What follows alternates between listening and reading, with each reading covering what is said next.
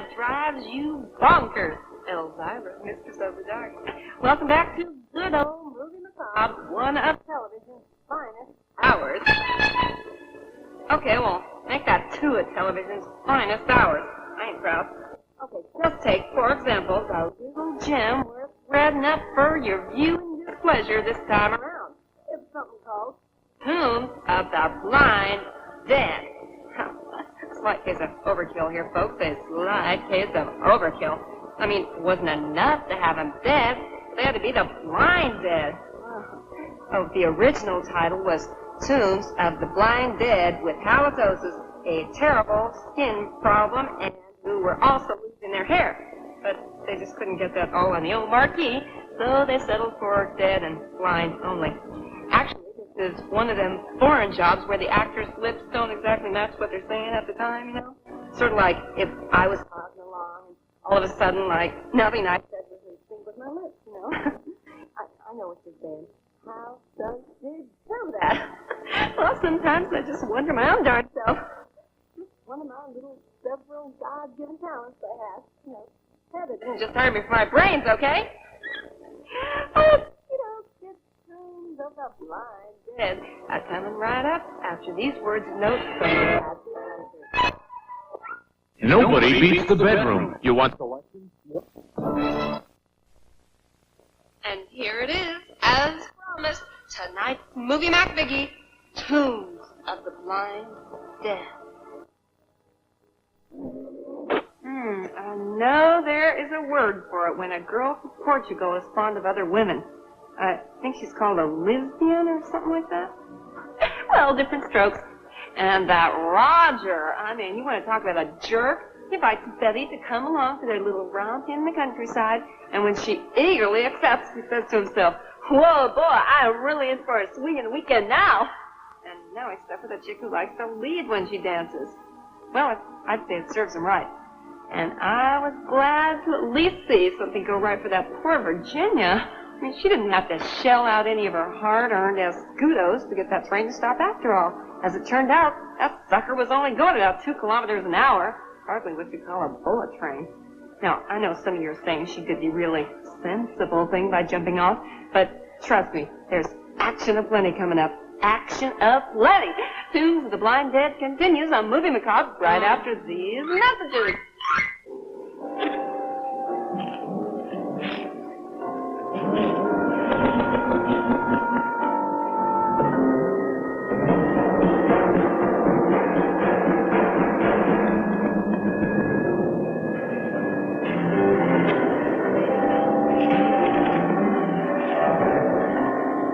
Do you think they could maybe milk this scene a little more?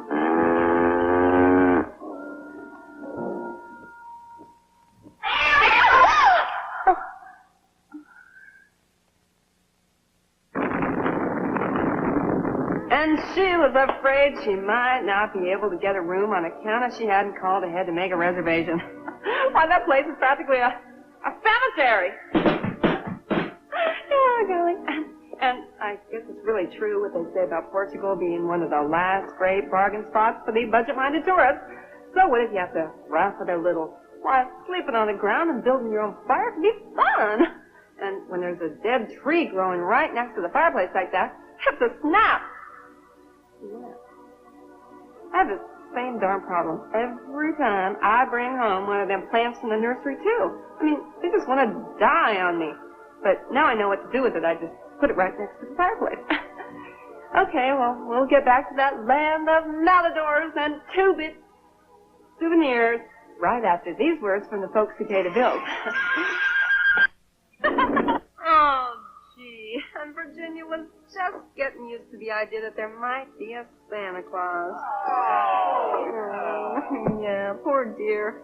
But honestly, I don't know why she wasn't able to escape. I mean, it wasn't like them galloping ghoulies could have won the Kentucky Derby the way they were riding. I mean, just because they were galloping in slow motion, that was not reason for her to have to gallop in even slower motion. And something else that really has me wondering is just exactly why they came after her like that in the first place. Maybe they just didn't care for that jazz station she was listening to. Okay, a little Dizzy Gillespie goes a long way. Unfortunately for Virginia, she didn't go a long way. Oh. Well, right now it's time for the advertisers to take out their rap on you. Yep, Virginia, there is a commercial. 2, 3. And then it's back to our feature, Tombs of the Blind Dead, right here on Movie. All the slam bam excitement continues now as we return to Tombs of the Blind Dead. I called Lisbon. Virginia didn't return home last night.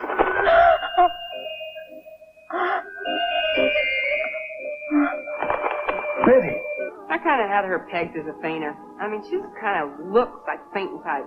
I'd say she has no stomach, except I already seen her in a two-piece bathing suit. Oh, yeah.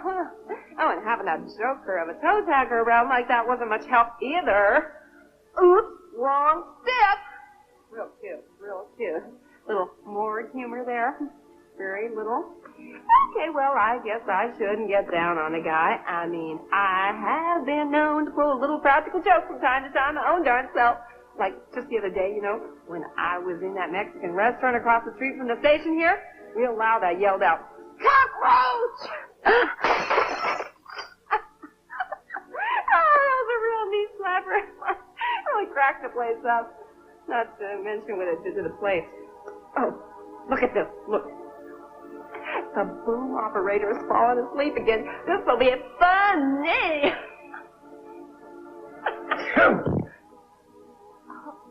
I guess that one kind of backfired. Inspector, I'm going to see Pedro and ask a few questions. Hey, Professor, watch out. You're going to bang your noodle. Oh, see, I told you to watch out. Oh, yeah, and by the way, thanks for that swell dissertation on them Templars. I wonder if they're any relations with Simon Templar, the saint. Oh, and the drawings especially. Oh, yeah, boy, they really help tell the story. Now, I have got a few drawings of my own darn self to help me illustrate a story. Once upon a time, there was this beautiful, smart movie hostess named Elvira, Mistress of the Dark. See? That's Elvira right there. And she had this mean old boss named Attila, the program director. That's him right there. He's saying, "Hey, Foxy baby," and she's going, "Ah!" And Elvira, of course, the movie hostess, she worshipped the big bucks, you know, money. But she never got to see very much of it on account of Attila didn't like to part with it. Really a sad story. So one day, Elvira threatened to go on strike if he didn't get... Who the heck could that be? Shut up already. Okay. Hello, Elvira, quick sketch artist of the dark speaking. Attila! Hi, it's you. Drawings? Drawings? No, I haven't seen any drawings. No, there ain't no drawings around here. Oh, you must have seen them drawings in the movie or something. You say you're glad to hear that on account if I did walk out, you'd just tell me to keep on walking forever? Well, I'm glad we got that one straightened out. Yeah, okay, have a nice day. You gotta catch some dude in the right mood, you know? Otherwise, he don't like listening to stories like this. Okay, well, Tombs of the Blind Dead returns after this time out. Then tonight we may solve the mystery. Well, stop you to the telephone, my ears are ringing. Hello? Guess it must be the phone. Elvira, Mistress of the Dark. Hello. Elvira? It's Mr. Wild and Winsome. Oh, yeah, well, winsome, loosome. It's Breather, the only guy I know who was born under the sign of herpes. Howdy, Breather. Howdy back. How's my favorite doing? Well, I was doing just fine until you called. You got something on your sick, demented little mind? Oh, yeah, I got a really funny rib tickler for you. Oh, go ahead. Groan me out. Okay. What did the operator say to the man who called the zoo?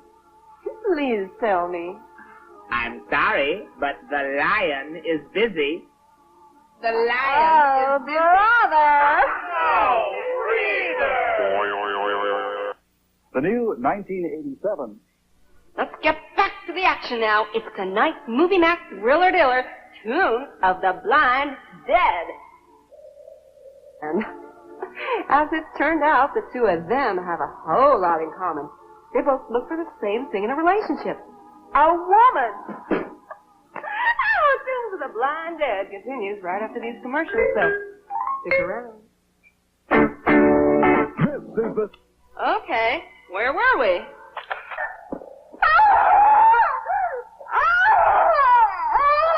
So what's the matter, Maria? You got no sense of humor? What, you got something against blind dates? Oh, you've heard of the Grim Reaper? Well, meet the Grim Creepers.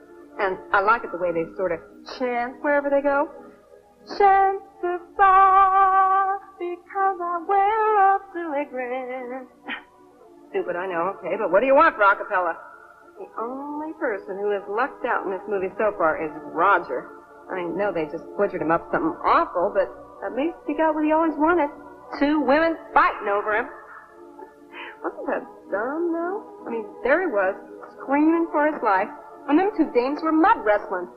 Without the mud, though. And Betty was actually carrying on like she didn't like it. Well, now it's down to Betty and the boys. Maybe she'll have better luck convincing them she ain't interested than she had with Pedro. Right now, the advertisers would like to convince you of something, so lend an ear. The exciting conclusion of Tombs of the Blind Dead is coming right up.